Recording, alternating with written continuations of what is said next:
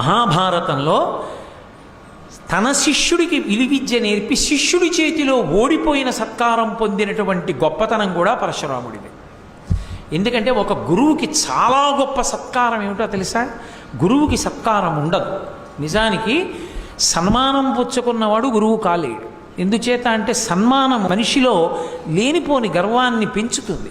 కాబట్టి సన్మానం స్వీకరించరు. పూర్వం దక్షిణ దేశంలో జంబుకేశ్వరంలో ఉండేటటువంటి బ్రాహ్మణులు రాజుల దగ్గరికి వెళ్ళేవారు కాదు. ఏమి కానివ్వండి వాళ్ళ కుటుంబాలని వాళ్ళు దేవాలయాన్ని నమ్ముకునే పోషించుకునేవారు. ఒకానొకప్పుడు మహారాజు అత్యవసరమై వాళ్ళని రమ్మని పిలిచాడు అంతఃపురానికి. వాళ్ళు మేము రామని కబురు చేశారు. వీళ్ళు ఎప్పుడూ ఎవరి దగ్గరికి రారు, వీళ్ళని ఎలా పాడు చెయ్యాలని అడిగాడు మంత్రిని. మంత్రి అన్నాడు, మహారాజా, బ్రాహ్మణుల్ని పాడు చేసేయాలంటే ఒక్క అస్త్రం ఉంది, వెళ్ళి సన్మానం చెయ్యండి గుడికి, వాళ్ళు పాడైపోతారు.